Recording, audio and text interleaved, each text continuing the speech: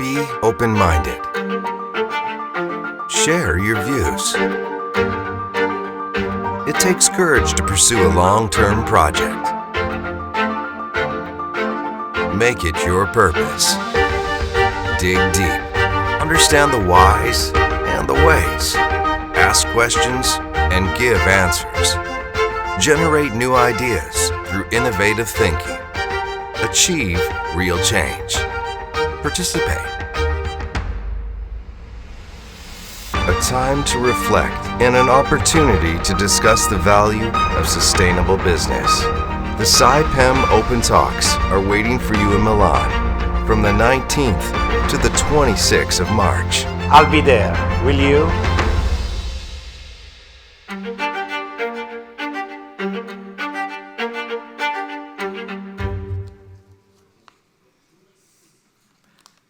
Welcome to SciPem Open Talks. I'm Andrea Cabrini, Managing Editor of Class CNBC. It's a pleasure being here to anchor the third talks of SciPem Open Talks. This is a dialogue that's been opened by SciPem to share its vision of the future with all the stakeholders. And this is the third talks. We already went through innovation and business, sustainability and finance. Today, we'll talk more about the future and strategy. You all know we live in times of global disorder, from geopolitics to economy, from energy to the future of technology. There are powerful forces that are reshaping the world we live in. We say that we are in the time of big data, the data economy. Everything seems predictable. Everything seems more easy to understand. But in fact, uncertainty, volatility is the new dimension of the world. How can a global company play its role in such an uncertain world? How can all companies get the opportunity out of what is changing? We're going to discuss this with some distinguished guests here. And let me introduce our guests, starting with Stefano Cao, CEO of SciPem. Welcome, Stefano. Thanks to be here together with Francesco Caio, who's chairman of SciPem. We also have Professor Maria Chiara Carrozza, who's professor of industrial bioengineering at Scuola Superiore Sant'Anna di Pisa and former Minister of Research and University here in Italy. We got Paolo Magri, who's director of ISPI, and Professor Giulio Sapelli, who's an historian, economics, academics, and author. And we'll start in a second, just to remind you that also for those who are listening via web, online, following in streaming, there's the chance to ask some questions. There's a simple number that you can dial in. It's +39 for those of you that are globally following us outside of Italy. It's 335-7085-439. For those that are in streaming following, 335-7085-439 if you want to ask questions or submit your ideas to the panel. So let me start, Professor Sapelli, with you and your opinion. You're an historian. You can put us in perspective. What's happening and also the role that companies, large global companies like SciPem, can play in such a fast-changing world. What's your sense? I believe that the first question is where we go this instability in international relations. After the crash of the Soviet Union, we have a big mistake, an error. The power, the United States first, but also Germany and France, is necessary a new Yalta, a new Versailles Congress, a new disposition, with the word of Raymond Aron, a nouvelle entente cordiale on the world. We have not building this new entente cordiale, and the only new entente cordiale is not unipolarism of the United States. It's a disaster. Humanitarianism is not a tool in foreign policy. No? The only Kissinger approach is the sure you have peace and new construction of an international equilibrium. You have not made this, and the only equilibrium, new entente cordiale in the world is is with the United States and Russia, a new Russia, because Russia is the only superpower which is Eurasiatic. We have one leg in the Atlantic Lake, which is Mediterranean, and in Pacific Sea. Vladivostok is near North Korea. North Korea is not near to China, but is a state fundator of United States. Not United States, but Soviet Union. Well, now you have unipolarism. In capacity of Europe, we have a nuclear power. It's impossible you have a role in the world. We have not the atomic bomb. It's not the peace. It's possible you have the peace with we have not the simulation of war. And now we have a new imperialism, which is the China's imperialism. He is the destroyed the old internal relation, first. Second, now we have, it's not the situation of Saipan, sure, but it's the situation of the big corporation. Now the corporation is in crisis.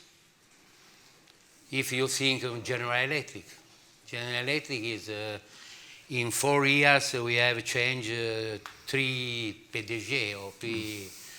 Well, do you think of the automotive? Do you think that this fascinating history of GOS, Nissan, Renault, Mitsubishi, is destroyed for the battle anterior stock option manager? No? This is very in crisis because France as Japan, we have an old history of collaboration. All this collaboration is destroyed. The corporation, we have the big question is the algorithmic technology, new big data. Boeing is the demonstration that big data is not good for the managerial approach. Why? Because we have not a managerial building for the algorithmic technology. It is destroyed the big corporation. So we have a situation in the world of very, very large instability and crisis. International order, because we have a new imperialism, military imperialism. Do you remember Paul Dib? Paul Dib, you have studied all through life the Soviet Union, and the definition of Soviet Union is an incomplete superpower. Because we have a very important, very large military forces, but you have not economic forces. The China, with this new people, is similar in Mao, is a poet, philosophy, artist, very dangerous for administration of the state. Very dangerous, is neo-Maoist, is similar to Mao. The steering committee of the Deng is economist, engineer, machinery, worker. I think this is very complicated situation. Europe, we have not a nuclear power. You have not a political union.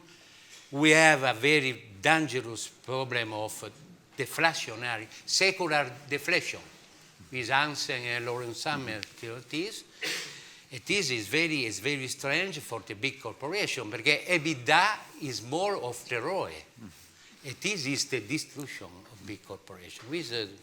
I think Saipem is another question, but I hope. Thank you. It's very interesting, Professor Sapelli. You mentioned Nissan, you mentioned General Electric. That used to be the flag of the United States leadership in technology globally. I think, no, sure, the leadership of United States is wonderful and very big. China is a mistake, is a fake news. Do you not know the statistics? This is of why I China? was asking you, because One there's, time- there's a one buzz time- about the fact one that time there's you a have war not on an technological economist, leadership. Not on sociology. You have believe that Soviet Union statistic is well. I don't think now the statistic of China is well. It's impossible. All right. As is the fake news, is subordination of the intellectual, of politics. But Italy is a fine situation. We have the majority of parliament is influenced of the China's approach. You have this situation of the journalists in Quirinale. We have the big situation with diplomatic China's affair, no? Il futuro non è buono. The future is not good. All right. In Italian, it sounds very clear, and I hope it sounds very clear to everyone. Let's move to Paolo Magri. Do you agree that the future is not that good, or do you see also some good signs for us in the future, Paolo? Of course we have. We wouldn't be here and we wouldn't work if we would not hope in good sign. But let me start from what it's always nice to talk after Professor Sapelli because he has already said everything. You could just thank everybody and leave and then. But let me try to not to disagree, but to take a provocation, one of the provocation of Professor Sapelli. This is an open discussion, starting from the name. So. In spite of the fake news on China, in spite of the cosmetic on the numbers of the Chinese economy, I will use a few slides on the changing world, and the final message I will have is that in spite of the fake news on China, we are moving toward southeast in different dimensions, and we are northwest. And that's not a good news, of course. You ask me about good news, but we have to consider that and take that into account and make some reflection on that. I will present 5 images on a changing world, 5 dimensions: demography, growth, politics, governance, and others, and then make at the end one comment on Europe, which is very much in line with what Professor Sapelli just said. Let's start from we, Northwest. We, Northwest, meaning American and European, used to be 30% of the population, a minority. We will be soon 10% of the world population. And what is more scaring than the number, we all know that Nigeria alone will be in 2050 as big as Europe, one country as Europe. What is more scaring is that we are getting older and older. We keep talking about demographic pyramids, but the pyramids are only in Egypt and Nigeria. In Italy, the pyramid looks like the Torre di Pisa, the Pisa Tower, meaning that we have a large number of old people, and that has an enormous implication on consumption, on interest in innovation, and so on. The second dimension I want to mention is conflicts. We keep talking, and that's a recurring noise, of the conflict of this era. Trade war, civil war, traditional war, third world war, pieces by pieces, as the Pope said. But are we really living in a time of conflict? No, if we take into account traditional conflicts, which means state A attacking state B, with the ambassador moving from one place to the other, presenting the declaration of war. So it's not a time of conflict, the one we are living. We are in a record low, actually. But if we keep into consideration other conflicts, which are civil conflicts, which we always had. We had civil conflicts in Europe last century, Spain. We have the Basque terrorism and the Northern Ireland terrorism. If we keep that conflict into account, and especially if we consider conflicts which look like civil conflict, but in fact have many foreign actors involved, the situation is completely different. In yellow, you have civil conflict, like the Democratic Republic of Congo. But look at in orange. In yellow, you have civil conflict with foreign interference. Syria, Libya, Yemen, even Venezuela right now, with Russia and the United States involved. And these are record high. The other noise we keep talking about this time is that we are in a phase of recession or low growth of stagnation. Professor Sapelli mentioned that as well. And is that true? Yes, it's true for us, the northwest of the world. It's not true for the southeast. The average is approximately close to the average of the last 50 years. So the world is growing 3%, which is a fairly good result. But there is a but, like in the Trilussa poem with the chicken.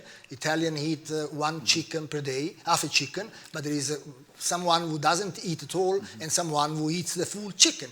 This result comes from a group of countries, half of the world, which is growing 1%, us, the Northwest, which is not enough to recover from the 2008 crisis, and the other half of the world, which is growing 4-5%. China, we don't know, as Professor Sapelli said.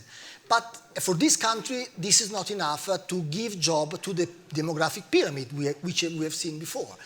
And what is interesting to notice is where the center of gravity of the world is. This is where the Benvenuti al Sud, like the movie Welcome to Southeast, becomes clear.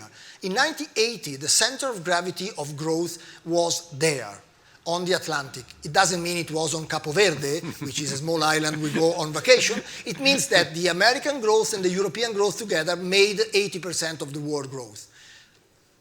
2014 is there. It doesn't mean it's Syria. Of course, Syria is not the fastest growing economy in the world. But it means that since Asia is so important, the American European growth and the Asian growth move there the center of gravity. Look at 2045. Who knows what will happen in 2045? But if what's going on now continues, it's a good proxy.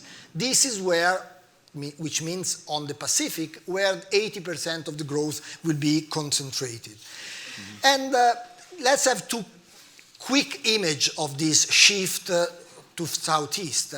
Infrastructure. You know, when we look at Google Map, Google Earth, when we see black, it's farmland, it's the uninhabited area of the world. When we see lights, it's city, it's train, it's airport, it's road, it's pipeline.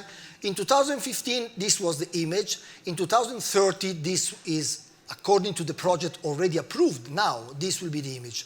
And I don't want to get into energy here, of course, but also if we take energy consumption in 2040, energy consumption is a good proxy of demography and industrialization and urbanization. We will have in 2040 the same amount of energy consumption in China than in the United States and more in India than in Europe. And now, what about politics? The noise, we keep talk about the crisis of democracy.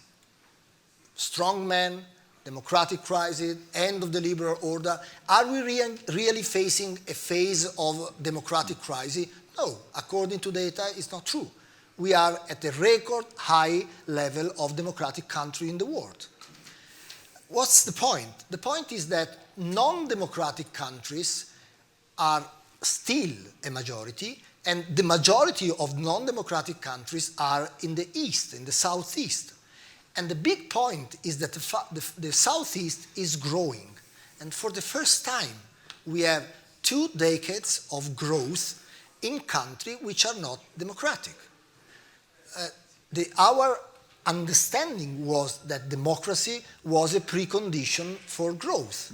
Through democracy, you would have sustainable growth. You could have exception, 5 or 6 years of Brazilian growth under dictatorship. But we have now a big change. The world that is growing is the world which sometimes is not democratic. And now my last point will be on global governance. We all know that the G7 has never been the center of global governance, but it has always been a symbol of the countries which were running the world. And the countries which were running the world were mainly Northwestern countries, Canada, North America, and some European countries, plus Japan. Then came the 2018 crisis, and we realized that we needed other countries. And the G20 was created, which is strongly Southeast. And if we look at the G7, again, as a symbol, nobody believes the G7 is the real engine of the world. Someone is telling us now that Italy is the first country of the G7 dealing with China for the Belt and Road. And they rediscovered the G7 after the G7 was going down for some times. But look at the G7 in 2030. It's a provocation, of course. You have a spot on the map on Europe, which is Germany. All the rest is Southeast, but United States. And now, not today, not tomorrow. The big trend, if we do not take sound decision, is that the West was indeed once upon a time, and like the movie. And in the meantime, because this will not happen today or tomorrow, as I said, in the meantime, we get today disorder. A disorder in which everybody is free riding. We have American with America first, Russia with his Russia first, which is mainly from the military point of view, then China with his narrative of peaceful growth and Belt and Road, with all road bringing you to Beijing and not to Rome, and then Europe question mark. And the movie is also featuring with different role Egypt, India, Brazil, Indonesia, Qatar, Saudi Arabia. What about Europe? Europe is getting out of the teenage time. We have been growing in the last 60 years, 70 years, believing that we could free ride, have free lunch in the world around us. I mean, concentrate with proudness on our values, make business, and get free security from United States, energy not free from Russia, and markets and money from China. This is not more possible. The tension, Professor Sapelli mentioned before, he also mentioned a possible solution, but the tension between these actors have Europe in the middle. And increasingly, Europe will be asked to take side. We have seen that on Iran, Americans saying either you stay with Iran or you have my market. We are seeing it with Huawei, with Americans saying again either with me. We are seeing it with the Belt and Road Initiative, with Americans saying, and that will and could increase. We will be asked to take side, and the point is that when Europe is asked to take side, usually Europe takes 3 or 4 sides. One for Germany, one from France, one from Great Britain not knowing whether it will be in Europe. Well, that's very interesting. There's a lot on the table. Just a quick one again, Professor Sapelli. How would you see how this world is changing in terms of governance? We saw G7. G7 doesn't reign the world anymore. They say there's G0 because nobody makes really. But how do you see the future also of Europe? And all these big, strong men, are they going to clash sooner or later? Or do you think they're going to find a way to get along each other? I believe, I'm not sure, but the time of macro regulation on the world with no legitimation technocracy is ending. I don't believe that G7, G2 is the solution. I think we have 2 centuries of peace, 2 centuries of growth in the last time from Vienna Congress to Yalta, we have not a big construction of macro regulation. You have a very important, a very clever foreign minister. We have the intelligence for international relations, and you have, I think, at home we have understood this. Also, the big construction of monetary international fund is a disaster. You have the politiche de ajuste in South America is awful. You have this big regulation in the ordoliberismo in Europe is awful, a disaster for the growth. I believe it is necessary to come back with the relation of nation for nation and one leadership on the world. The British Empire, you have dominate the world with the people, you have to build on the formation in Italy. You study Catone, Plato, and the engineer, machinery, is a worker, proletarian. This idea is disastrous idea. We have necessity of regulation for the many people, invisible, for the real people. We have not legitimation. We have not l'état des droits, c'est terminé. Vous avez l'état des juges. That's a completely different time. This is not a good question. This is a very bad regulation. It's impossible regulation to globalization. It's incredible we have an idea it's possible to regulate the globalization. This is a huge challenge, and USA everyone is discussing about that. Multilateral institutions are under pressure. Accord, nation for nation, foreign minister for foreign ministers. But this absurd idea is very dangerous for the future of the people of the world.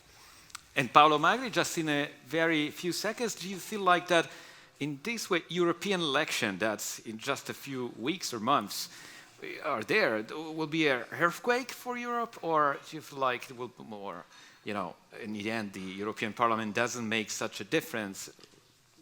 We don't know if the British will vote first. That's interesting. Because most of the parliamentarian member of parliament who studied at Eton are showing the world an incredible...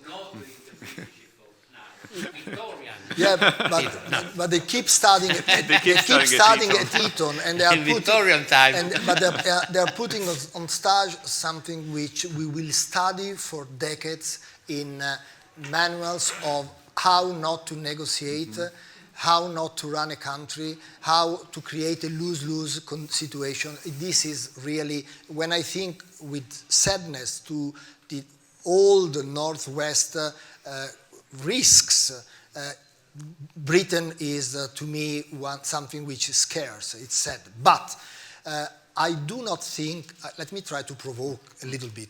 May I take, I don't think the European election will be an earthquake. I would dream they were an earthquake, because an earthquake will call us to do something really. I think we will get out of the European election the new normal at the European level. What is the new normal at national level in Europe? Coalition. Different parties which have to merge and work together and prepare the soup, like a minestrina of policies. No tough decision, no real direction, but compromise. And I think out of the election we will get the same story. Not only the Socialists and the Popular Party with somebody from the Liberal Party, but the Popular will be different from the old Popular, a little bit more right-wing. The Socialist will be different from the past, a little bit more left-wing, and the Liberal will be the Liberal, and they will have to take tough decisions on Europe in this situation, and they will have no capability. And that's for a time, Italy was ahead of time. We No, already we- experienced we are- earthquake, coalitions, whatever. You name it, we did it. So, We are absolutely ahead. okay, Paolo Absolutely. Magri, let me go back with Stefano Cao to the perspective that a company like Saipem can have and can create its vision, because you're open to a dialogue with stakeholders also to understand better what's ahead. But what's your vision and what do you think Saipem could do in such an environment?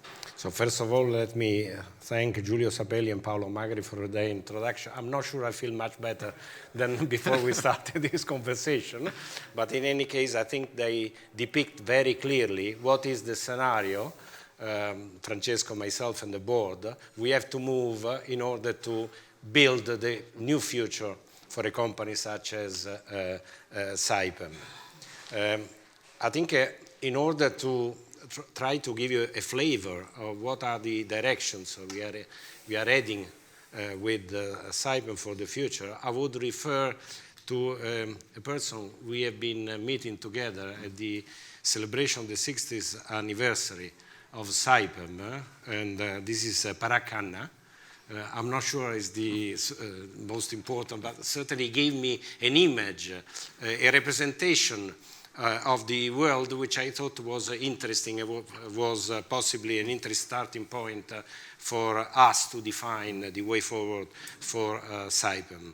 This gentleman has created a new word, a combination of connect and geography, connectography.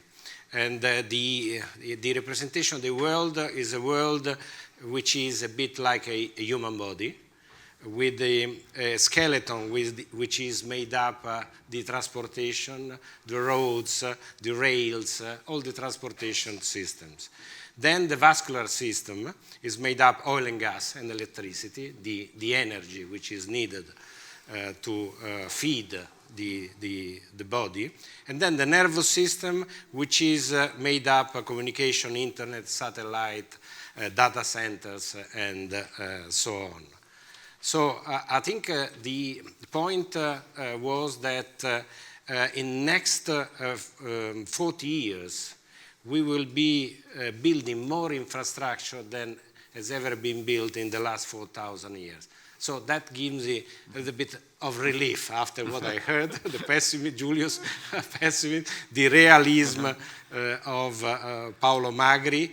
The backlog of projects is really, indicating the fact that there is, remarkable. in any case, a shifting of rulers eastwards. So we are Italian, at least this is our origin. So in a way, we have to build something which is going to be successful, not only survive, but be successful in such a new scenario. Then the starting point is that we have 32,000 people working at Saipem. We have 123 nationalities, and we are currently operating in 64 countries.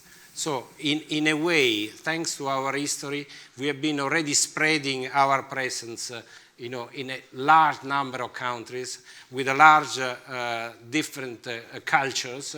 We have been building the capacity, something which is really in the chromosome of the Saipem man, the capacity of interfacing, of running operation in a sustainable manner, of understanding where those people come from, and obviously carrying out the activities which are intrinsic to Saipem. So what is the way forward in such a not necessarily very brilliant future? I think we have to dig deeply in the capabilities which Saipem has been able to build over the 60 years of history. These capabilities need obviously to be completely redressed, and this is the target which we have been setting for the future of our company. We have to be a participant, be an active actor in the change in the paradigm, the energy paradigm. We have to, in a way, ride the wave.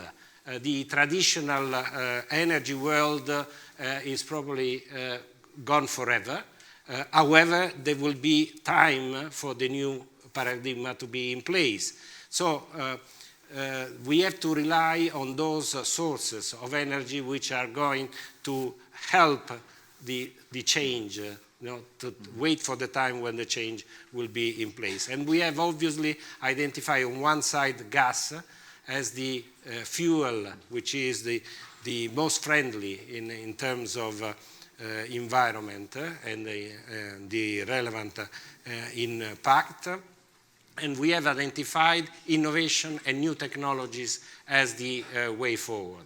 So we have to dig deeply in what are the expertise which we have developed over the year in a different world, in the conventional world, in the non-oil and gas world. And we have to shift them in the direction of serve the new function. At the same time, obviously, we have to strengthen our capabilities to be in the various countries around the world. China, is it an enemy? Really, I don't know. Certainly it's a competitor of ours. At this stage, we see the Chinese fighting, commercially fighting in a proper manner with us. We simply know that if they decided they want to get a certain contract, fine, let's get them. We will never be able to compete. Fine. So we have to read again, and I'll conclude with this, redesign completely our technological approach. So we can only rely on the innovation, we can only rely on capabilities which are not in the market yet. We have to run faster than any other competitor in any place of the world. It takes really a giant cultural change also inside the company. How did you approach this refocusing, this adapting to a world which takes and needs different strategy, changing the way you use technology and your leadership in technology for different purposes? I would say in a nutshell, this is the greatest challenges of all. I'm not sure we'll succeed. I mean, it would be, furious to think that we are going to be successful. But certainly, if you don't try, you will never manage to get there. So I would say the path forward is made up. Identification of these new technologies. We have to spend all our efforts in the direction of improving those technologies and making a reality. We have to dig deeply in the capabilities of our people. We have to grow the new generation. We have to rely on digitization. This is a at the moment, very popular word, but which needs to be really filled with sense. But we need to do exactly that. We need to design a new path, a new way forward, which is, at the end of the day, transforming Saipem from a service provider, which is nothing wrong. It has been a reason for success for the company for 60 years, but not for the next 60 years. And we have to become a sort of partner of choice for our client. We have to become the partner who has the capability of finding solution to the problem of our partners, client partners, in whatever direction. So it's not going to be oil any longer, coal by definition. It's going to be in the renewables, fine. We have to find a new approach and technology. Wind farm is certainly a way forward. The utilization of the current, the undersea current, the utilization of the streams in the atmosphere, in the higher atmosphere. Those are all paths which are largely still it's really fascinating to hear all the perspective and the disruption that also technology and exploration and pioneering of this technology can bring to you, but also to the world. So, Professor Carrozza, now technology is behind all of what we are talking about, and we know we just started a fourth industrial revolution, the digital transformation. You are working on some of these leading edge technology, from robotic to bioengineering. So what do you think, can they give solutions to some of these problems, or will they add more pressure on some, for example, problem to society, and how can we handle this? First of all, I think that there will be some enabling technologies that will be the base for further development of business. And among these technologies, I think that artificial intelligence, machine learning, robotics, cloud, biotech, and gene and cells will be the technologies of the future. Who will own these technologies will own the future. So first, be able to understand what are the emerging technology and be able to have the competence into the company for understanding the technologies. That means investing in training, in education, in long life training of the people involved in the business. All people, all workers, not only the managers or professionals, all workers must be trained to understand the technologies that will be available in the future. But I think that to understand the future, we must also understand how to transform science into technology. This is a very cultural thing. And in Europe, we are not able to transform science into technology. This bridging between the competence, the culture, the understanding, which is including also human sciences and social sciences into the picture, and transform this knowledge into something that will become technology for future services and products. This will be, I think, the most important activity for the future. And so supporting this transformation is fundamental. And for doing that, we must invest in infrastructure. That means telecommunication, cables, and antennas, satellites, and everything, but also in education and also in cultural preparation for our workers. Because they will be marginal if they don't understand the real process that is going on into smartphones, into the product that will be in the future. And in the fourth industrial revolution, what is happening is transforming robotics and artificial intelligence from technologies that are used in manufacturing, in producing goods, in producing things, vehicles, for example, and similar, into some technologies that will become services in our houses, in our cities, in our schools, in our public places. Because we are observing this socialization of technologies. That means this process of transforming things and tools that were used to produce in things and tools that will accompany us in our life, for example, for dealing with chronic diseases, with our long life expectancy, we will need some technologies to accompany us.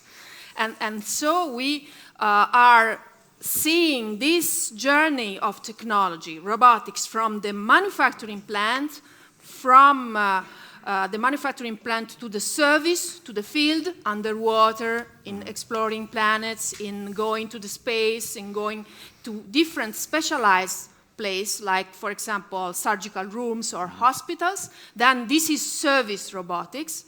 Then this knowledge is now entering in our life. And, for example, in autonomous driving our vehicles, in logistics, driving our trucks, driving our platform, and teleoperating our drones, and then coming towards us, and now entering in our body with wearable robotics, wearable things, wearable systems, wearable device for not only for healthcare or healthcare maintenance, but also for providing us the better service that we want, and then they are entering into our body. So to see robotics and artificial intelligence as a sort of antagonist to our being is, I think, a mistake. Because technology is entering into our body with bionics, with neural interfaces. And so we have to understand this process of hybridization between the robot, the artificial intelligence, the biotech, and the human being. And we can have a vision of future products. We're not talking about the future. It's already happening. It's already here. It's already happening because we have artificial organs, we have things. And so this is not a sort of alternative. It's a sort of contamination. And in order to understand that, we need culture. We need to understand from the human science point of view what is happening, which is not a real threat, it's an opportunity. It's an opportunity to, for example, in Italy, to use our technology, our knowledge, our companies producing, for example, robots, mechatronics, and systems that have a strong technological content into something that will be the product of the future in our house. For example, taking care of people or becoming a sort of learning assistant for our children or we don't know what. So this is automation of our cognitive ability. So part of our cognitive work will be, for example, delivered and delegated to the artificial intelligence, but we have plenty of opportunity to use our creativity and our culture in the future. So this is the picture to me. Yeah, I know you had some image, just in a flash. Yes, in a flash. What are these about? Fast flash. So, first of all, we have to understand the antidisciplinary perspective of the relationship between the robot, including the artificial intelligence and machine learning, and us. Because I think to understand that, we need to go and overcome barriers between sectors. For example, between engineers and managers, between engineers and economists, between engineers and human scientists. Because to understand the relation between the machine and us, we have to go beyond. Second, we have to go to the historical development of present technology. If you read this paper by Alan Turing was questioning if machine think, and now we are applying what Turing said in this paper. So I recommend to download this paper and to read that because there is everything. 70 years old. Yes, there is everything we are doing now with machine learning into our products. So not bio-inspired design of machine learning, but a very practical design of automation of some cognitive effort. Second, man-to-computer symbiosis. This is a second paper by Licklider, one of the father of computer science, and it is dealing with the symbiosis between a human being and the machine. And the machine is a sort of the extension of the intelligence, extension of creativity. So not an alternative of the creativity, but an extension. And for doing that, we have to share objective with the machine. It is exactly what the most innovative companies are doing now. If you read the ranking of the most innovative companies, they are delegating to you the effort to give to you the best product for you, like Amazon or similar, because they are using this symbiosis between the client and the platform to offer the best. Second, sense and sensibility. If you ask to me what is now missing in machines is sensibility, and Jane Austen was the first presenting what sensibility is. Sensibility is something which is to being able to appreciate and respond to complex emotional or aesthetic influence. This is the point. So this is what the machines must have to produce the best service that we need. So we have to make progress in that. We are very primitive because intelligence and human intelligence, as neuroscientists are telling to us, is based on emotional perception, on aesthetic perception, on sentiments, on our being us to be able to understand what the other people want from us. Finally, I also recommend the first story from iRobot book by Isaac Asimov. This is the first story, and it is a very interesting story, also old in some sense, but it is presenting a sort of babysitter robot which is providing, is taking care of young children, and the mother is worrying about this relationship between her daughter and the robot. And this is a sort of picture, what is the relationship between young children and the robot, and what the war is from the parents and also the reaction from the father, who is an engineer producing robots, and also the property of the robot that must be introduced into the robot for being able to deal with the children, which is very much interesting, and I recommend you to read that, because there are the laws of robots which are not laws, because the free will is not available in robot, but it is a property that we must recommend for autonomous drive, for machines, for intelligent machines to have in order to be able to stay into our life and not harm us. Thank you very much. that was great to know, because we all feel like that everything has been invented in the last decade, since smartphone on.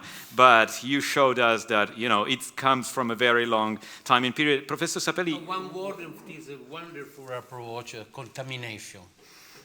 We have technology, but also we have necessary technique for the good execution. And good execution is humanistic approach. Is Adriano Olivetti utopia? But this is the question. This is very important. Technology, technique, and the humanistic approach for the good execution. But the real mystery of the management now is execution. Well, here we are at the house of a company that's very good at execution. There's many engineers inside, but Francesco Caio, we heard different, very interesting challenges from Professoressa Carrozza as well, from moving from science to technology to create the next generation of people that will be able to play this game. How would you respond to what you heard today? Well, it's a very complex set of issues and a very interesting discussion. I would like, first of all, to take the opportunity to thank all the people that within Saipem made this possible. I think, from what Stefano was saying before, running a company and being in charge of a board or being the CEO of the company, you need to absorb and take an optimistic view, which is rooted in what we do and what we have learned how to do. I think what we've heard today resonates with, I think, what the company is doing in being a bridge between an history of technology, an history of people and competence that I would like to emphasize, which have brains, which has technology, and have a lot of passion for what they do, and listening and engaging with customers that are asking us very clearly more energy and more sustainability. And I think we're in a position to offer both in a creative way, being engineers, but being able to engage in different communities, listening and putting together, being a bit of a bridge between the plethora of technologies that we know of, without being presumptuous, but we know an awful lot. I don't, but these guys do an awful lot about how to build energy infrastructure that is incredibly sustainable, economic, and environmental friendly. And as Stefano was saying, well-rooted in very different communities. I think the challenge for us is how we continue to learn about this technology development and how to translate and migrate in an effective way this technology into solutions for customers. Yes, there is a lot of uncertainties, and I liked a lot what I've heard in terms of the northwest to southeast, but equally certainties. So, the world is looking for more energy. Now, it doesn't matter the shape, but this is happening. The world is eventually and finally taking charge of the future of the environment. Not because we all become charity guys, but because we understand more that if we don't do that, we don't survive ourselves. I think these two trends play exactly to the strength of Saipem and the ability to bridge the technology into these needs. So, yes, it's complicated. It's not easy. What Stefano and the team are doing is very, very challenging. But I think we have all the tools in the world and the ability, the passion, the culture, the understanding to win the challenges ahead. So I'm intrigued and challenged but positive. I think that plenty has been said, but I'm waiting for your question. Now it's Q&A time, also for those who follow us on in streaming. Again, it's +39 335 7085 439 if you want to ask a question from outside of this room here in Milan. And now feel free, there's a mic in the room for whoever want to break the ice, starting with a question.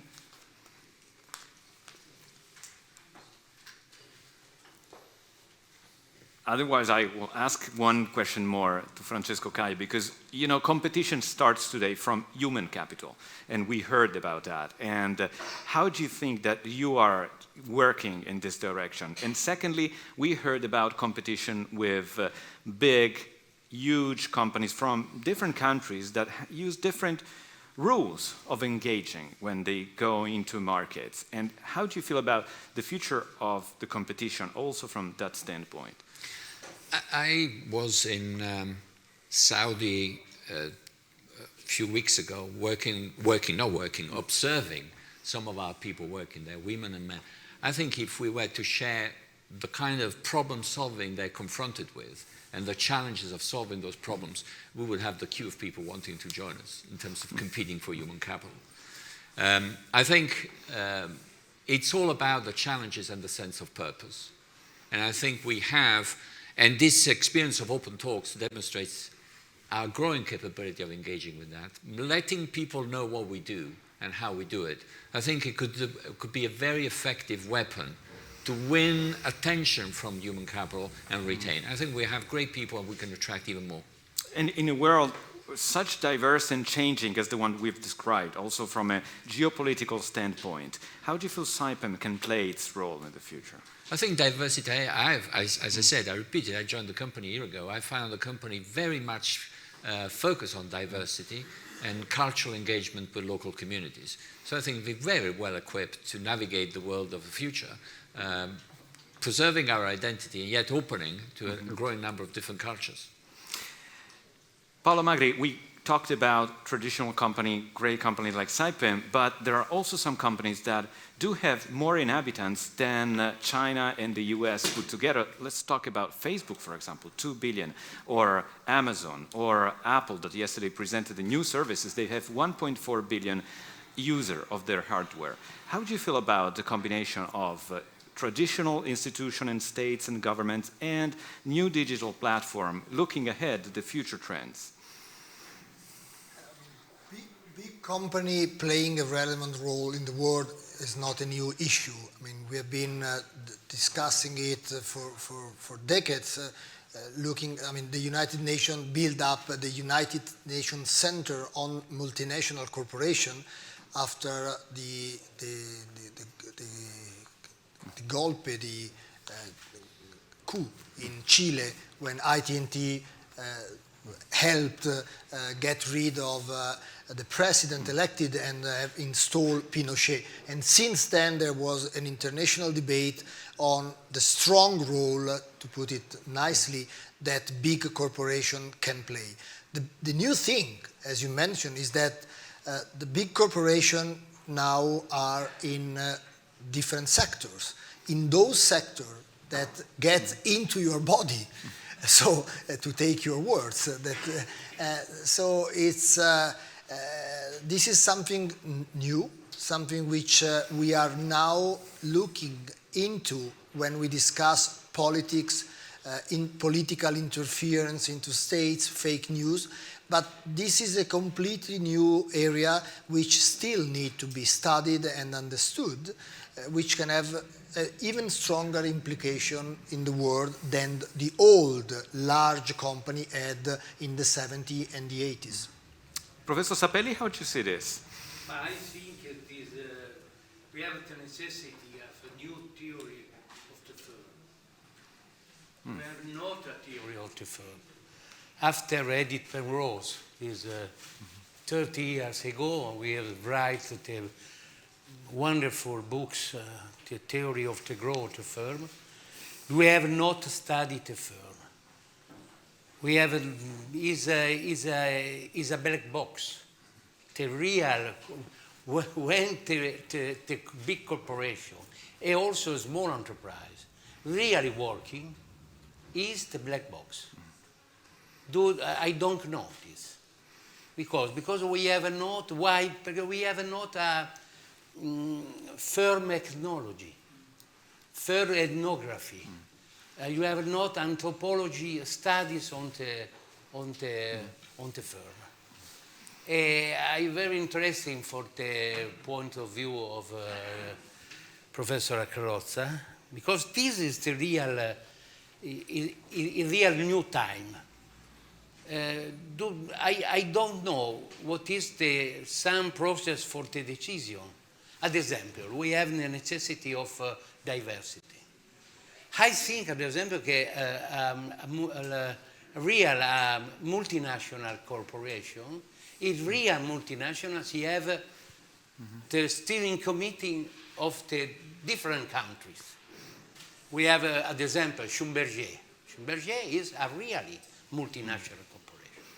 Because we have a board, we have to India, Ireland, you have many people.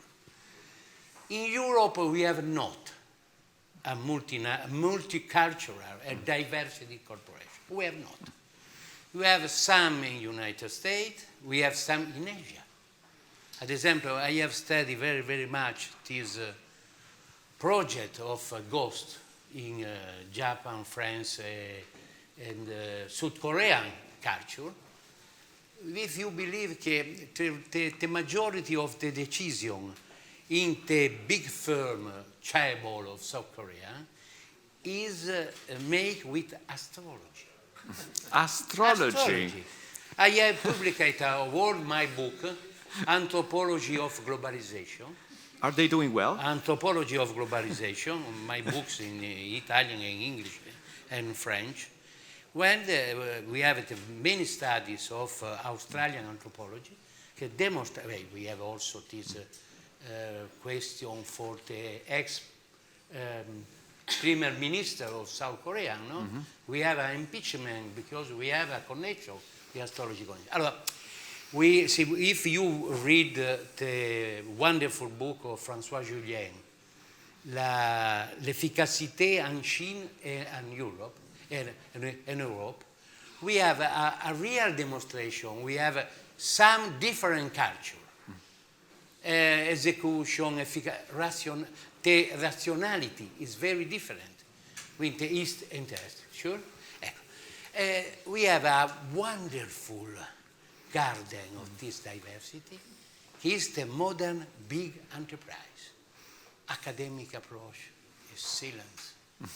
We living with the, come si può dire, I consulenti del cazzo, cioè che cosa qui, no? Okay. We have this situation. It's Italian slang. Okay. We have not a new studies of this. It is a wonderful word, but it's impossible study. Don't get offended. Francesco, in the room there are some consulenti, please. I and Francesco Cavo, we have studied Avio. After Francesco came back, General Electric, professor, a wonderful book.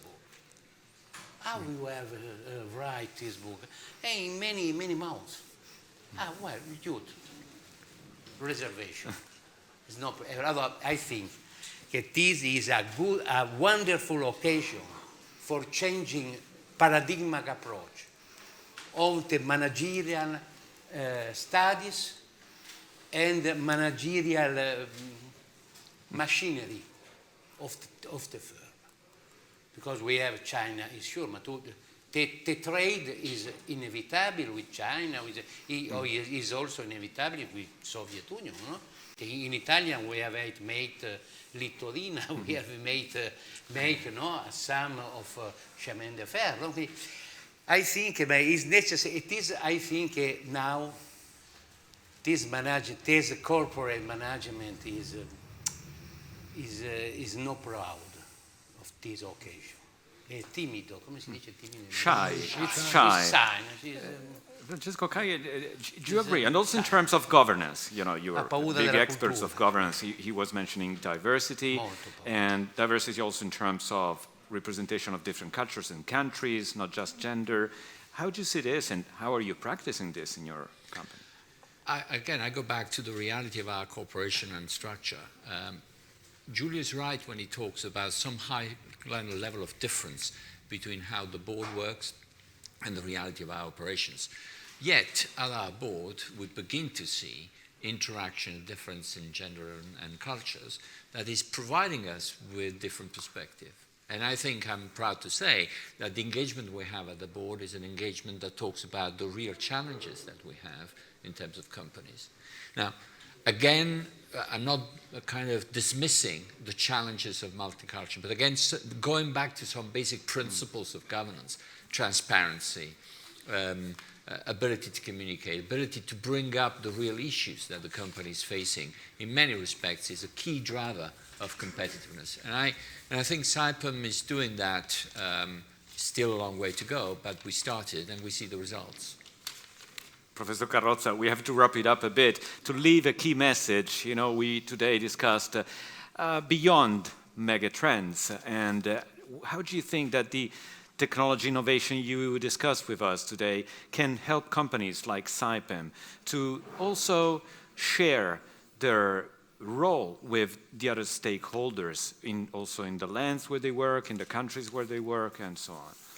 I think the contamination is the right word, in a sense, to contaminate with other words, other business and other people different, not coming from managerial career, but coming from different worlds. One is the point, so contamination. The second is antidisciplinarity. That means to address the idea of having different competences together. And so to have teams with different competences and to work together and to have different perspectives on the same problem and to engage with different culture. That means the third word is culture. That means that to understand megatrends, it is not sufficient to ask to a consultant to give a report on the different megatrends in oil and gas. It's to understand and to culturally understand what is happening and to try to predict the future. And to address the future, we need infrastructures, including into infrastructures the competences and the knowledge and everything, but also the real materials that are needed for the future.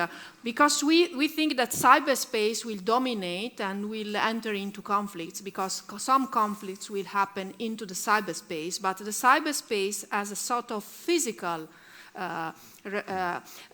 consequences in the physical world. So we need, for example, the robot is in the physical world producing actions, but it is driven from the cyberspace. So the cyberspace and the physical space are connected. We cannot ignore what is happening and what are the materials that are necessary to address the future, as for example the materials in terms of building the hardware that is necessary for the future. So sometimes we think that with artificial intelligence we will own the future, but artificial intelligence needs the hardware to apply the force and to generate movement. Well, I think we have to sum it up a bit. So Stefano Caio and Francesco Caio, please help us, not just wrap up the ideas of today, but this is the third talks and was open talks about the future. What's your takeaway, having participated in all the three panels, about what this discussion left you and the company for the future? I think it has been a great opportunity. I think we have tried to apply a new approach. I mean, these meetings, by definition, they are shorter than a usual conference where everybody expresses. They are much more lively. People freely interact to each other. They bring the contribution of their own experience and the different background. So I think in such a changing scenario, I would say that for a company such as Saipem, this is a great opportunity to convey certainly a number of different messages to the people who have to draft and craft the future of our company.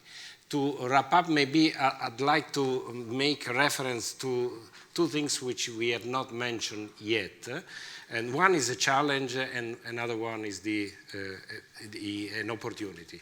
The challenge is that we were talking about the number of wars around the world. They are going down, but there is a word which is picking up, which is growing very fast, and this is the cybercrime. Cyber is one of the real challenges, because in all these scenarios which we depict, with all the advancement which the technology can bring, we have an intrinsic enemy. We have people who are looking at us. We had recently an experience. We learned a lot. Often we are not the real target. Very often we are, in a way, the tool to target different people and different bodies, different enterprises. Obviously, we work for all the largest corporations in the world, and I would say that somehow we realize that we have been used, which is really something which makes you feel very bad. We have been used to attack one of these very large corporations. On the positive side, if I may say, there is an underlying capability which we need to apply in all this, in this changing environment and scenario. We have to be capable, and I can say it from my age, in a way, we have to be able to build up the enthusiasm of our people. We have to convey the fact that although, we have, personally, I'm an older generation, but How many years we did need you spend with the company? Personally, too many. The shareholders may think too many, for sure. But anyway, I think from the management point of view, it's also essential that we convey this message to the younger generation. They have to help us, we have to help them, but together we have to build up the sufficient level of enthusiasm so that we can make those very challenging targets achievable for the company. Francesco Caio? Look, it's difficult to summarize. I think what these talks demonstrate to us as SAIPEM, that we have to continue to be humble because the world is very complex, but we shouldn't be shy. We can active participants to a global debate because we can bring something to the party. We can bring our technology, we can bring our people, we can bring our passion, we can bring to our global presence. We bring our capability to solve complicated problems, and at the same time learning from a variety of different worlds. You were asking about human capital. Stefano is very much emphasizing the need to kind of brighten up the potential and enthusiasm of our people. You don't need to join the Google, the Amazon, and the Facebook of this world to solve interesting problems. You have a house here that is constantly, daily, dealing with challenging stuff, and that could be, again, remaining humble, confident and comfortable of being equipped for the global challenges. So I hope this is a first example, and future dialogues will come with our stakeholders. Well, I think we're done, but before we leave you, just for the people in the room, just a service question, which is it's time to rate this panel. You will find on your tables, there's a QR code. You can use your smartphone. Don't tell me you can't, because if you do, you're in the wrong place. Just use your smartphone, open it, and rate the panel. And at the same time, for those of you following in streaming, you can do that on the digital hub of opentalks.saipem.com, the same platform you are already using. So thanks again to Professor Maria Chiara Carrozza, Professor Giulio Sapelli, Paolo Magri, and to all of you for your participation. Thank you and goodbye.